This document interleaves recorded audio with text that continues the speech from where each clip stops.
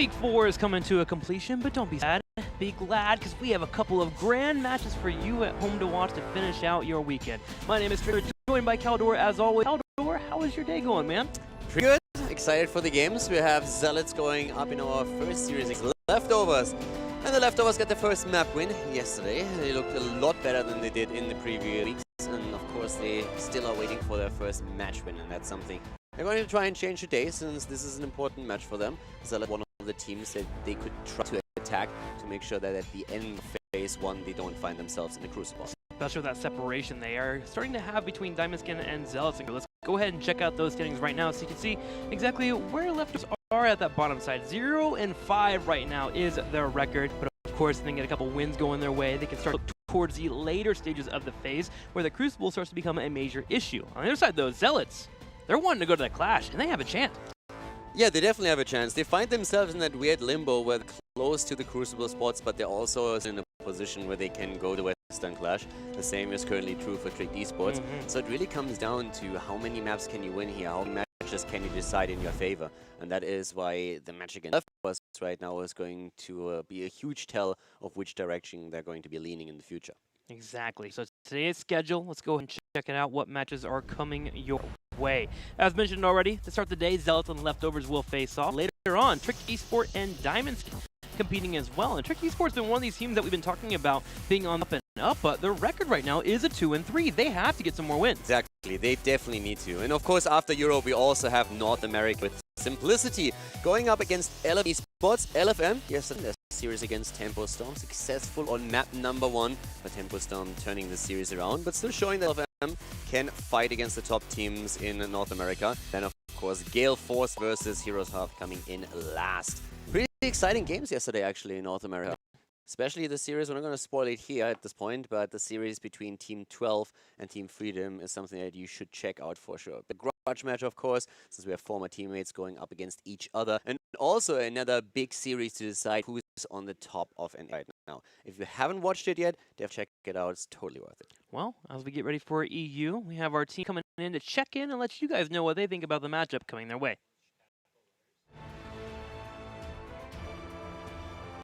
Leftovers also is an interesting team, even though they haven't won a map yet. They were always really close to winning maps.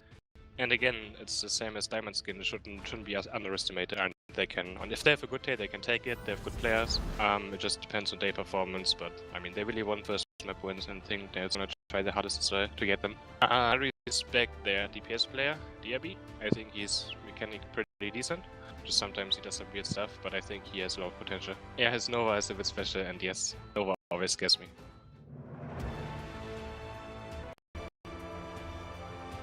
I would say Team Zealots, player-wise and skill-wise right now, is like around our level of skill, but the impact from their team, I would say, lies in the ADRD's stratting and his weird picks. Somehow, like with they versus Fnatic, they played Tassadar Hanzo, which was like impactful and was played a lot now. Other than that, like I think it's gonna be one of the more 50-50 matches, maybe leaning a bit towards Zealots, but we just play our game, we can probably take the series.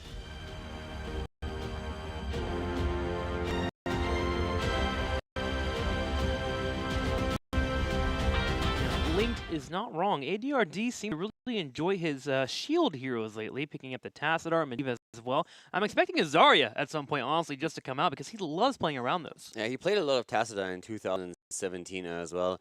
And to be fair, this is a strategy that came also from North America. So quite often we see other regions leading the meta, especially with Korea. That was true for the longest time. And then when we had, for example, Stitches and Aura picked up in Europe in 2017, even Korea has to play those two heroes, and then they also transferred over to North America. In this case, it was the other way around. NA starting to play the Uther, Hanzo, Tassadar composition first, and then Europe also adapting to it. But it's definitely ADRD and his team who brought it over and tried it for the first time in the European region. And we'll see if they pull it out today as we head into our first battleground. Being picked up by our team, so let's see, where are we going? It's going to be Battlefield of Eternity. Zealots with the pick, Practice Holdout, and Tomb of the Spider Queen has been banned out. Yep, Zealots with a ban on Brexis and Tomb being banned out by Leftovers. Map choice from the Zealots doesn't come as a surprise. It's by the best battleground. They played 4 games on Battlefield of Eternity. They won 3 of these 4 games, and they also chose the battleground in the past 3 times already. So today is the 4th time. It's definitely their go-to map. They like to brawl here. They like going into the fights, and it's actually really reminiscent of the old Team Expert that for the longest time loved to play on this map in particular. Even at the beginning of 2017, when we kicked HGC. That was one of their go-to maps. When ADRD drafted even Carrigans back there to be hyper-aggressive, even before HGC started, it was always a team that he and his, or always a map that he and his team really preferred. Now, as we move to the draft, a point of contention, as we mentioned, would be that Hanzo. We're going to remake that draft really quickly. That Hanzo coming in for Zealots has been pretty popular, but Hanzo in general has fallen a little bit in terms of priority for our teams. We've been seeing more of the shield heroes, Material getting picked up, and Tracer instead for those first and second slots. Definitely true. Tracer has had a huge impact over the past few days. We already mentioned that last week. She did extremely well, and she jumped up from a 40% win rate, 40% involvement rate on play day 1 and 2 to 8% on the 3rd play day. So huge increase in play for her. But as you said, especially when we look at Zealots, Hanzo is a fantastic hero for them. He's the most played hero that they have, and they play him in 68% of their games. So a huge amount of Hanzo games. Comes to a success rate for Zealots, they're currently at a 47% ratio. They played 15 games with him, and they won 7 out of those 15. But if you put that into relation to how many games they won, they overall won 9 maps, and in 7 of those 9 victories, they played Hanzo. So a very impactful hero for them, and it's by far their most played hero that they currently have. So we can definitely expect to see Hanzo in this series picked up by them early on. Yeah, Zealots seem to really enjoy this playstyle of just kind of holding on, getting a couple of kills here and there, but making a big, massive splash towards the lake, get that big 2 to 3 clean wipe, and then try to move forward and break open the map in terms of rock etc., etc. So we'll see if that happens here. We do have one tweet to look at, as we're going to go ahead and check this Twitter out. It's going to be from Annie Elite. So Zealots are playing Leftovers this morning. I'm not saying Leftovers are bad, but I think that ADRD break out a Gazzle strat this morning. Could, not will. Yeah. Watch and find out. I doubt Gazzle strat, but it would be fun. It would be fun. They did it once on Sky Temple last year. Team Expert did. A long time ago. Didn't go too well. But we've seen it. Let's go straight into the draft now, as it looks like we are. Abathur has been banned out, so has Malfurion. So Leftovers thinking about their first pick here. Yeah, Leftovers currently going for the first pick, as you already said, and now they also have to ask themselves the question, do they pick Hanzo maybe first? Is it something they're trying to pick away from their opponent? They really drafted a lot stronger yesterday than they did in the past, and I expect them to have adapted a bit to what the Zealots are trying to do. So I would really like them to see some adjustment on their side, just to make sure that the Zealots don't get that dream draft. Since if I was in their shoes, this is what would worry me the most right now. I'm wondering if we're going to get Blaze from them. They picked up Blaze a lot yesterday against their series in method. He's been more popular, and there it is. Blaze is becoming a very strong pickup for a foundation for your team, and EU played very often. To be honest, he is already. Blaze has an absolutely insane play rate right now. He is involved in a 59%, or has been involved in 59% of the games that were played after his release. And he has also a 61% win ratio. He has 33 games, 20 victories, and 30 losses, and we've seen him now as super picks on the first rotation. I like Blaze as a pickup. I'm just hoping that the Leftovers are at least trying to throw a bit of a wrench into the plans of the Zealots, since that's something that they will have to do here. So for now, they start with the offlaner. They can again also put him into the main tank position if need be, but it's doubtful in Battlefield of Eternity. We're probably going to find him all the way up the top. And of course, the Zealots are now reacting with their first pair, which in this case happens to be Greymane and Tyrael, and all the synergy that we talked about since Tyrael received this rework. Those shields come in. A quick update for you at home. It sounds like there are some technical difficulties currently happening with the stream. Don't worry, they are being worked on. They will be resolved soon, so hang in there. We'll get it finished up. But for the moment, we'll go ahead and continue the draft. Second and pickup, ready here for Leftovers. Any major pickups about for them? Do they want to move into their support? You're not beat up and available. Uther could be a prime opportunity for them. Yeah, they could go into an Uther composition. The question also still remains, you kind of want to pick Uther away from a Greymane, especially when Tyrael is already on the opponent side. But also keep in mind that we have Genji still open. That's a heat that can be played again. Hanzo taken and Uther. Okay, so they go in one of the brothers, they take Hanzo. And that is again taking something away from Zealots. I could have seen a ban on him, but heading now into a Hanzo pick might result in them banning out Genji instead, which also also really work, considering for Zealots, Genji together with Greymane and Jerill would be a very nice composition. And taking Uther away for the Zealots. I really like the way they're currently drafting. We criticized that drafting on the last Playday 3, but they really stepped it up since. We've seen them a lot more with ETC, which has been just a powerhouse for Lauber at the front line. And it resulted in Method crediting that and saying, we need to ban ATC out against this kid. He's making too many plays here. So I like it right now. Zealots banning out ETC as well, thinking along the same lines. So much better drafting that we're seeing from the Leftovers. Both teams being very reactionary. We didn't get Hanzo once yesterday from Leftovers, but them coming out in game number 1 really does showcase they have done the research to make sure that they can break apart their opponents. As Zealots have played Han many times, as mentioned before. Now the ETC got him taken away. We saw massive power slides into mosh pits against Method yesterday that allowed for us to show how good Lauber is on that ETC. So a good ban here from Zealots. Leftovers enter back with the Genji ban, and now Zealots have to think about, do they want to move into more dive? Do we get Karazim here? He's been strong on BOE in the past. Yeah, but not for most teams. Again, when we come back to Karazim, it's mostly Fnatic that is able to find victories with him. We've seen us also play him once and be successful.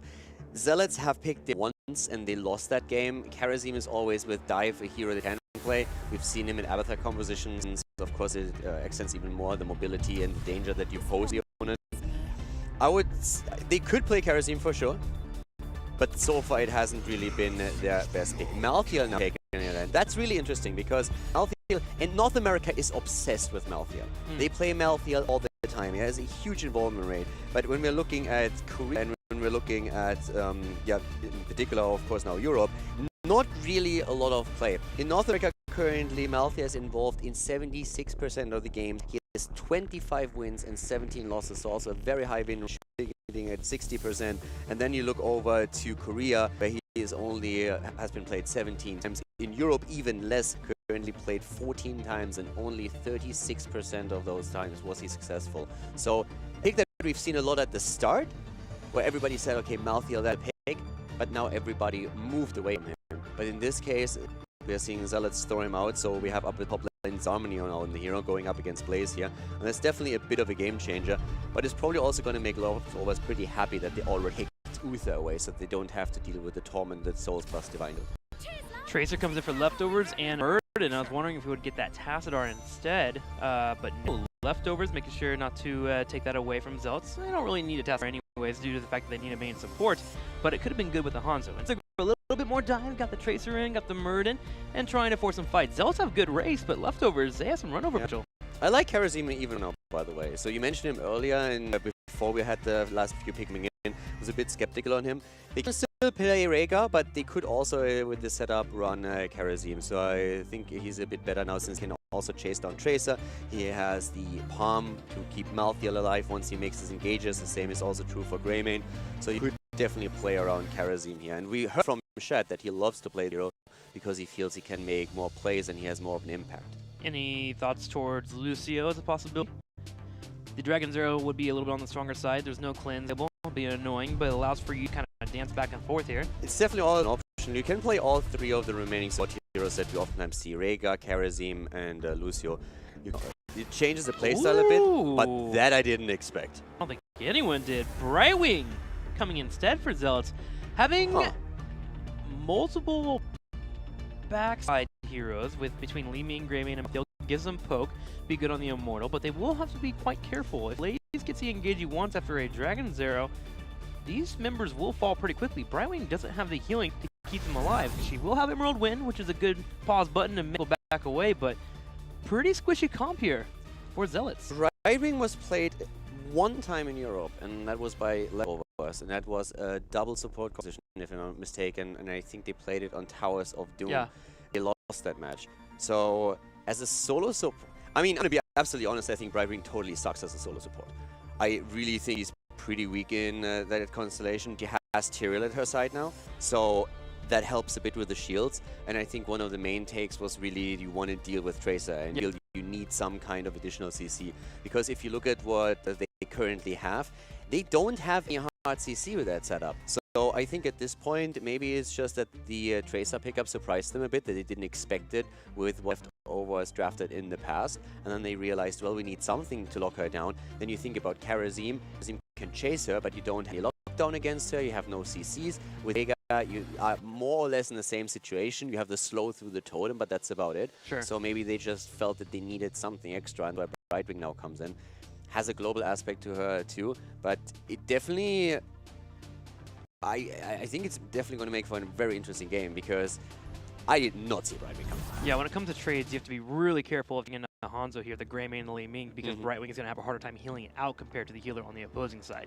Let's go ahead and go into here. Game number 1, Battlefield of Eternity.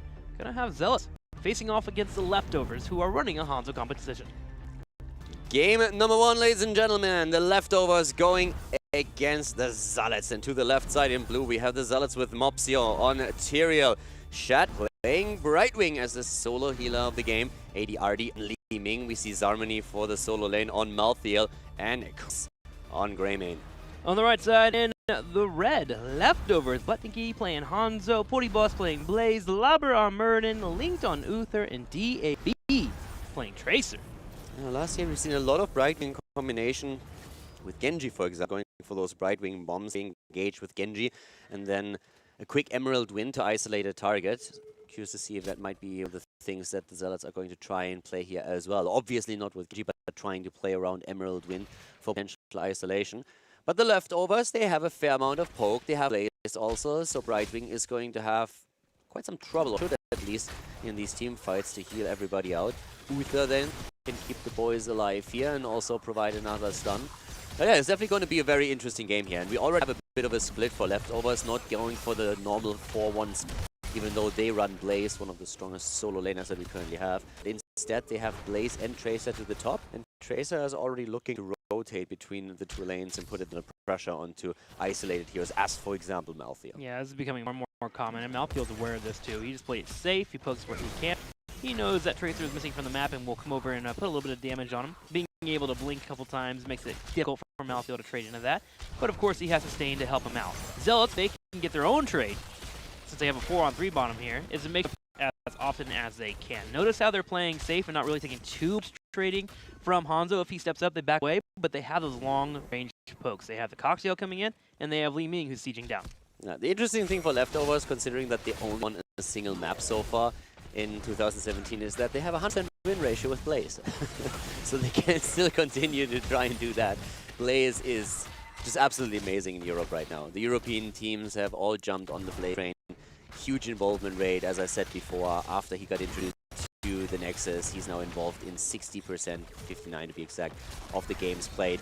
And it really shows. He's such a strong solo laner. DAB now coming in, and we heard in the interview that Chris said he's the one player on the side of Leftovers that he reacts the most, the DPS dealer, and already Tracer on the way back to the top. If Malthael at any point moves out, then he's going to be in trouble. Boss is already pressuring this in and just trying to get some structure damage done. Yeah, Zarman is aware of this. He's just playing safe, playing where he can. He knows that eventually he will be in a spot where he's supposed to be getting the Immortals in lane. He's not supposed to win, just control it. He's doing so with Tracer and Blaze finally getting a turret, but the Zealots answer back by grabbing their own mercenary camp. The same will be said for the Leftovers on the right as they work on their own Merc to get that pushing in the top lane. Yeah, and of course, as we have the first map coming in, keep in mind that this is the map choice of the Zealots. It is the 4th time they pick Battlefield of Eternity. They currently hold a 75% win ratio on the map, so it's by far their most successful considering the amount of games. They have 3 wins and 1 loss here, whereas Leftovers played twice on Battlefield and they lost both of the games. But so far, they find themselves in decent spot. Damage against Mopsio, jumping in deep, already Boss engaged as well with the rotation down to the bot lane. Jet propulsion being used, but in the 5-man that they're running here, they were not able to kill, as we still see Malthael all the way up at the top, dealing with a camp. Those shields very helpful for Mopsio, being able to negate the pulse bomb from Tracer, using the smite as well, make sure they could disengage fully. Zealot's able to survive that game because Malthael pushes the top lane, but there was a lot up there. He still actually didn't clear everything up before Blaze could get back, and they still keep the experience. Yeah, also, we need to think a bit about the Immortal race, because when you look at the setup for Zealots with Greymane, with Malthael, and also Li Ming, there's a lot of poke and really direct damage against the Immortal. Leftovers, of course, have Hanzo, which is a great help, but it's definitely something where when it comes to a straight-up race, the Zealots have a very chance of taking it. Yeah, they do. Li Ming, Greymane, Malthael even pretty decent too from a distance. speaking of poking, Zealots are going in for hard engage here on Leftovers. Polymorph comes out, will be on Tracers. Army trying to do counter attack, but DAB dancing a little bit too well. DAB is actually one to chase here as Zealots get clumped up as 5. Yeah, another quick Storm Bolt is hitting home. Tyrael is really helping out a lot. Been talking about Brightwing as a solo healer, but again, with Tyrael in the mix, that can skew the entire scales in favor of your team, since those extra shields are helping you out so much. And Hanzo was a bit late to that party, which is one of the reasons why we currently have the Zealots in a lead on the Immortal race. But Leftovers have started to negate that advantage to Hanzo in particular. Already the pressure plays up at the top at Brightwing. Split down to the bot lane, starting to utilize a global to get a bit far ahead in experience and push the lane out. Yeah, this is one of the appeals of that Brightwing, being able to be in the lane but can phase shift in at any point. Mopsio takes a stun, drops this as well, but here comes Brightwing. Can he keep her alive? Just barely, but Mopsio runs away. Shad gets locked down as DAB chases DBAB trying to get the kill, but Mopsio and Brightwing are able to escape just barely. Yeah, that was actually Mopsio coming back with Tyrael, even though he was nearly dead, and making sure that he can get the shield out. Not for that Brightwing, would have been a goner. Surprising enough that Mopsio on Tyrael survived in the first place, but both of them able to move out. But of course it opened up the option for Leftovers to focus on the Immortal instead, and that's what they did. So now we're seeing them still with the defense. And the Zealots are starting to struggle down here a bit. Most of them already tapped, but Lauba is taking a fair amount of damage now as they are still trying to defend. Mopsio needs to be careful. If it's stunned out, he's going to be in trouble. The stun hits the back line, and there's the first kill. Malthael is down as the Leftovers move in and dominate the space around their Immortal, with Bullet Kidney on Hanzo now moving over to the right side to finish off the Immortal of their opponent. Yeah, Brian was trying to move in for a Pixie Dust and also a shield to try and keep the Malthael alive. A little bit too late. Zealots trying to get an own kill themselves here. They jump on the link and he will fall. The Leftovers are able to be Immortal. Immortal is taken. We should, with the damage, see Uther back in Time Wall as it's 10 seconds. So that is just going to bring him back into the game as the Immortal starts to move onto the lane itself. Lauba, on the other hand, nearly got caught, and that would have course been a nice staggered death in Zealot's favor, but they still have to deal with the Immortal here. And thanks to the kill against Uther, Leftovers shouldn't really get too much, but they will still take a slight lead in experience thanks to it. Yeah, Leftovers mind too much. As long as they still get the turrets here, they'll be happy. They're actually going for an aggressive attack as they put DAB against Zarmany, what's leading the charge here. They get the pulse down, the phase shift coming on 2 for Shad to keep Zarmany alive. The Leftovers all said and done. One turret and some damage on a 4th. Yeah, so half a level lead. It was still an Immortal, so of course they're going to stay a lot better into the late game. But already a lot of aggression from Leftovers. A kill for a kill. We have also now a few adjustments when it comes to the builds. Blaze, for example, Portibos went into Grilling Kill as his 7 talent. Now we've seen, of course, a lot with the Incinerated Gauntlets taken to Alex preferred build. Whoopi has occasionally thrown in with it too on the solo lane. But right now we have the quest talent already completed for Blaze. Looking at Lauba with 12 stacks on the Stormbolt, so already working on his own quest talent. And another one against ADRD, and that nearly leads to the death of Li Ming. Scratch that. Li Ming is dead, taken down by the Leftovers as they take the second kill and get super close to 10. This is something Leftovers are doing better and better week in and week out. They are finding spots where they can surprise their opponent. Murden jumps in, gets a Stormbolt, forces the situation for Li Ming to teleport away, but the problem is he's not able to jump too far as Murden gives chase. And with so much damage coming out right away, Leftovers were able to kill, and they're looking for another one, and they jump straight on Shad. And they're gonna get it. Should fall here. Can he actually get out of this? Oh, he actually gets away. Like one more hit and he would have been dead, but Shad is able to move out. A big dive of the Leftovers behind the fort as they hit 10, and now they were also able to take the strike itself out. Shad survives, but the fort falls. And DAB is now also trying to make sure that the fountain is not available anymore. His dodge on ADRD's attempt to hit him with a mob.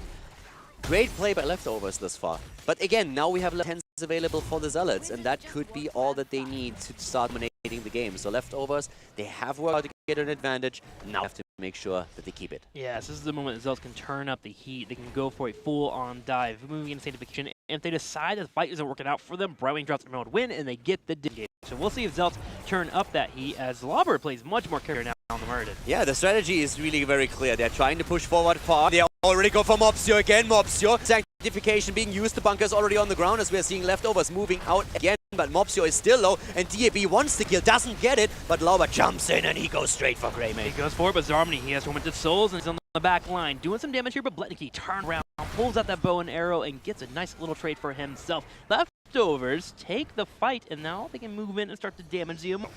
With a kill against Greymane, they find themselves again in a 5 versus 4, and they go for the Immortal straight away. And you could tell, as the Immortal spawn, what the idea was. The idea was push out, pressure at the front, create space for Hanzo. He's going to be the one who solos the Immortal, and the rest of the team create space. And then once the fight started, and Zealots said, hey guys, we need to go in right now. We need to make sure that we take this fight, or Hanzo is going to rip this Immortal to shreds. Then Hanzo came in, they started to fight as 5. But it's a pretty clear idea of what they attempt to do here. Now even working on their own camp, trying to put more pressure onto the top lane as well. And they're able to do that. Quest completion also for Uther on his level 1 talent. So now he has Hammer of the Lightbringer completed. And they only take a little bit of damage on the Immortal as they take the camp. Which now puts more pressure onto the Zealots on the top lane. Blaze is pushing out the bottom, making sure they're not losing anything there. They have time, they know it. They also have the halftime show. Yeah, this is one of the issues of having a triple rage comp that we have here from Zealots, that if you have someone peel off a good deal with a Merc, suddenly your front line just isn't as powerful. Tyrael having a low pull, even though he has shields, he just cannot stand in the front line there, and Poke keeps in from Hanzo. Check out the top lane. We currently have the camp going straight for the fort. The fort is down. Zarmany was not able to save fort. Even Tracer moved in with it. And now we have leftovers close to 13. They are going to get an extra talent. They can play this safe right now. They do not have to engage at this point. They can pull a little bit, but at this point, I would just rotate another hero into the lane, play it slow, make sure that you're not forced into a fight, take the defensive position around your own Immortal, and once you get the talent, then move in and take the battle. Zealots trying to stop that small talent lead that's about to hit. As a few more points on the Immortal, that 13 is primed and ready. You see Leftovers, they are postured to move in. They want this Immortal, and they know they can. Yeah, they are moving for it again, and the tick experience that they get right now is bringing them closer and closer to 13. Lauber with the healing static alone gets such a massive sustain boost, and now he has it. The 13 is in, and immediately they engage. Sanctification on the ground, but immediately comes also by the bunker as Podibos is once again trying to help his team to survive here. Lauber comes in from side with another Stormbolt, but Zarmany pops the Dominant Souls. Zarmany gets a really good engage here, gets him down low. The Divine Shield will be to keep Podibos alive, so Leftovers are stuck hiding backwards, but Zealots now are in a spot where they've used some big heroics. Nice poke damage as well. As Leftovers retreats, we see the Greymane cocktail coming in and Limis Orb chunking down the hit points of Leftover. But they can re-engage now, and this is perfect for them. They still hold their talent advantage, and the Immortal of the Zealots is super low. So Leftovers, again with a good position here. They themselves move back to their fountain in base. Uther now on his way back, and they are already engaging again. There they go. Jet propulsion into a phase shift. Mazio's low, but still alive. Able to kite where this bunker popped up as well for some damage. Chris dives in for a little bit of a kill here. Unable to get it though, as Button Key is able to kite backwards. Stormbolt against Greymane, and he's down. Chris dies, and so does Mopsio. A double kill as Lauber also completes his quest. Black Kidney nearly dying to the Tyrael explosion, but Hanzo is able to move out. DAB waiting in the shadows for ADRD. But Link was not able to close the gap for the quick stun and the Stormbolt follow-up. Great by the Leftovers regardless. They get their kills, 5 kills against 1, and they currently lead pretty significantly with 1.5 kills, 14 against 12.5, and they the Immortal with 60% shields remaining. That was all opened up because Tracer, after the first initial fight we had the Immortal, Tracer going to the bottom lane, getting it pushed in, forced Malthael to come back, but Brightwing also had to run to the north side to deal with that wave, which gave Leftovers a small opening to force a team fight that double kill. And think about the two heroes that had, amongst others, the biggest impact on this. Trace and Blaze. The two heroes that see more and more involvement in Europe throughout Playday 3 and Playday 4. And for very good reason, and we see the evidence of that right in front of us. Both of them having a huge impact on what Leftovers are currently so far. And they want a keep. In an ideal universe, they would get the keep. They still have, for a few more seconds, the talent advantage, and they're trying to use it. Blaze already creating some space. Oil spills everywhere. The Immortal losing the shields, but moving in for the keep as Lauber is trying to pressure ADRD back.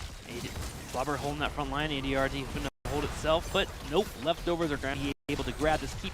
The additional poke in from Hanzo, and there she is. The keep will fall with the last auto attack, and Leftovers set themselves up for a level 16 after an Immortal phase. And this is the moment where you really have to make sure that you have discipline and you're calm. Make sure that you have the shot calling, that you don't take any risk. You worked hard already for the lead. Now it's time to keep the lead. Make sure that you only take advantageous fights. This is about making sure your opponent is not able to come into it. 3-level lead and talent advantage.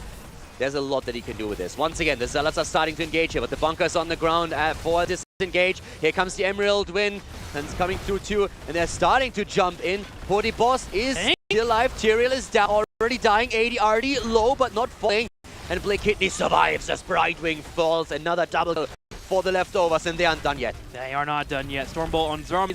Zarmi trying to escape, but he is stun locked to death with the jet propulsion following up. The Sanctification was interrupted. Leftovers able to secure multiple kills, take the mercenary camp, and continue to extend their lead. Really well done by the Leftovers. They are playing a fantastic game here. 8 kills against 1. And to sustain on the side of Zealots just is not enough at this point. We had a couple of really cool moves by X in particular as he was trying to take Tracer down, but Hanzo and Tracer escaping every single time when they were engaged upon, and that allows the Leftovers to fight for another Immortal with a massive lead. It's not only that 16%, it's a 3-level advantage.